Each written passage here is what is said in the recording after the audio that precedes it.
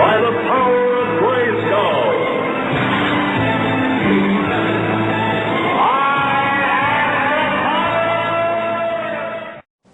Hey everybody, it's a Review Revolution, back at you again with a double feature Friday. That's right guys, along with a whole week of Green Lanterns, which was a lot of fun. Thank y'all for watching it with me. We're going to have a double feature. And through a week of green goodness, it might have escaped some people, but there was a Masters of the Universe, actually two Masters of the Universe figures that came out this month. Gygor, the gorilla, still on the way, but through my subscription, Masters of the Universe, Chef Carnivus did arrive. And here is the white mailer box with the Master Universe logo, the name of the character, the adult collector, and the Mattel logo. Taking it away, there we have the figure. Now, heroic feline warrior. This being a exclusive, or I guess original, 2000X character, which, you know, I'm not big on the 2000X series, and I wasn't big on the characters as they were portrayed there, so original characters from it, not sure I'm warm into him, but I'll give him a shot. He looks cool so far. He, of course, comes in the very, very familiar Masters of the Universe packaging. The Masters of the Universe logo at the top, which I love the classic look of it. The lightning bolts on the side, along with the air holes. The very cool dimple, which I hope they never get rid of. As a matter of fact, I wish they'd start putting it on the larger boxes. That dimple is just so cool. The brick pattern, and of course, well, just the name of the character. No special features, at least none that are featured on the pack. On the back, we've got some of the other figures, including the Battle Armor He-Man, Zodak, Mossman, Chief Carnivus, King Randor, and Man-at-Arms. Again, all released figures, already out, nothing new, no previews. Come on, let's see some new guys, somebody who hasn't come out yet, you know, get me eager for it. A Roboto, a Grizzlor, come on guys, somebody. On his bio, the real name, Carnivus Furvelinus III. Leader a race of Eternian cat warriors called Quadins, Carnivus kept his people safe high in the village of FELIS QADI. Something without a U. For many years, the Quadanians kept a neutral stance, preferring not to get involved in the affairs of other tribes. But with the rise of Skeletor and the subsequent release of the Stinkmen and the Horde from their interdimensional prison, Carnivus agreed to re-evaluate his core principles and join the struggle for freedom, allying himself and his people with King Randor, the new Eternian Council. Carnivus uses feline agility and great courage to fight against evil. And of course, there's the portrait of him, which I gotta say, I like the colors on this one. I like the way the colors look on him. I'm not sure why, but yeah, there's certainly a difference in what they've done here. Huh. Okay. But that's a quick look at the Chief in his pack. Let's go ahead, get him open, have some fun. Be right back.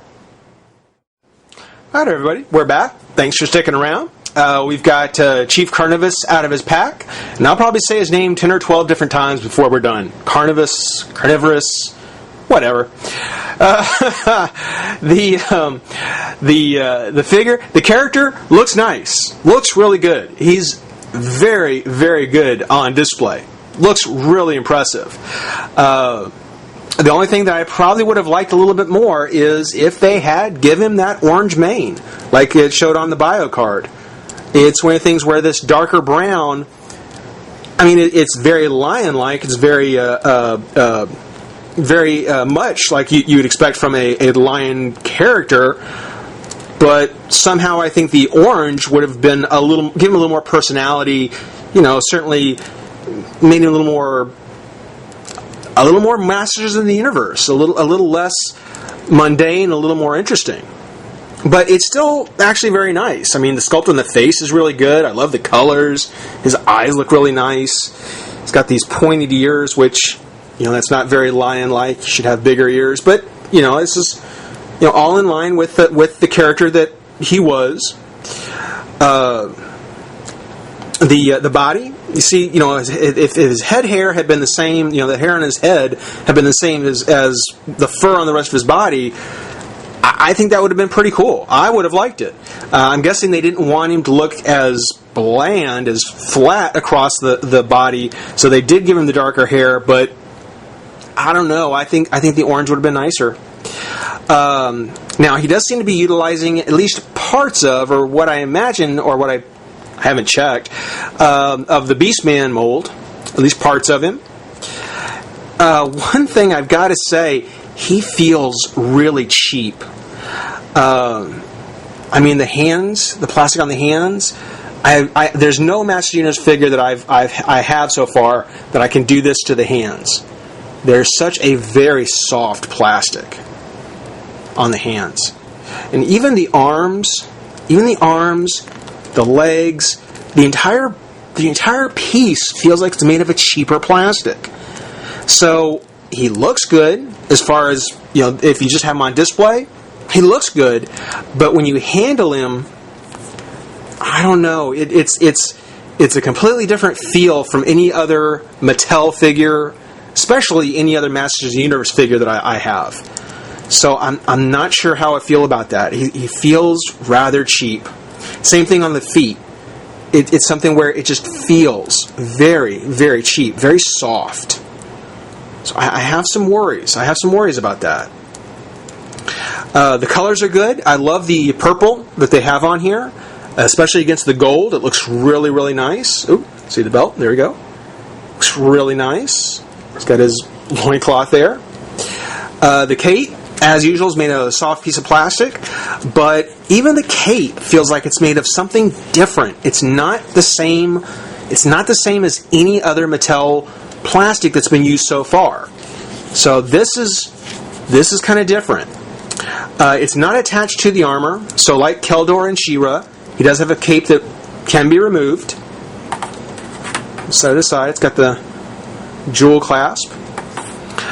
His armor, you can see, is just a single piece that just kind of goes over the chest.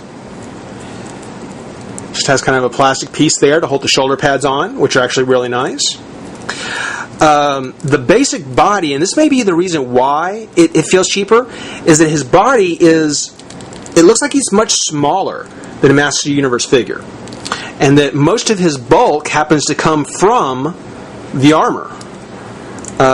Without the armor, his head would almost look a little too big. The armor definitely buffs him up and bulks him up and makes up for the fact that it looks like he has such a very small frame. But in the way of articulation, of course, without the cape, his head does move up and down a bit. Twist side to side. The arm comes up and out. As you can see, the shoulder pads, the arms can't come up too much without the shoulder pads lifting up off the chest. But it has a twist at the bicep, elbow, and wrist, which those hands feel so cheap. If you look at the underside of the arm here, it even looks as though that there's some, I don't know, it looks like it's a little rough there where the joint is. That's a little weird. Crunch works fine. Twist at the waist. Leg comes up and out. I'll say this, the joint on the leg here, I don't feel real safe about it either. That feels real soft. It feels like it could break. There is a twist here up at the thigh.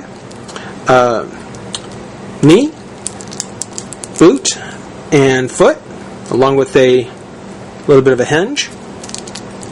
So all the typical Master Universe articulation is included, but wow, I am rather uncertain. Sorry about that. I'm a little uncertain as to whether or not I'm real satisfied with this figure. He looks good, and he'll be great on display, which is about all they really do with the figures anyway. But yeah, it's just not quite up to the quality of plastic that the other Masters of the Universe have, which kind of sucks. In the way of his accessories, he comes with two. First is his shield. Has the feline, I guess, what would you call it? Rune. Van Hammer, help me out here. The dwarves got the rune, got the face on it. And it's sculpted so that the clip is on the far end, so it's made for the right hand, or left hand. And his sword, the sword is actually pretty impressive. I don't know if he had this exact same sword in the episodes. If he did, I gotta say, this is certainly an homage or some sort of tribute to the old Sword of Omens from the Thundercats. With the sphere, the eye, as it were, in the middle, with the hilt coming up over the top with the two loops in it. Definitely a familiar style for anyone who is a Thundercats fan. But the purple and gold motif goes all the way through. Has the very nice blade with the curved tip.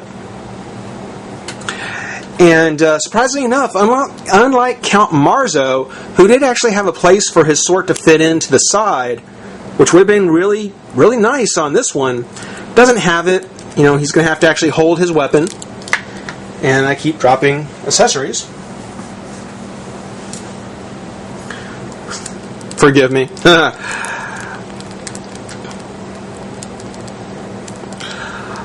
But for the most part, a great looking figure. Probably one that if you do keep your figures on display, he's a nice one to have. But quality wise, I'm really hoping that this was just because of the design they needed to do to make him, and that we get back to some higher quality plastic in the other figures. For now, though, this is a Review Revolution saying rate, comment, subscribe, join the revolution. We'll see you soon. Bye-bye.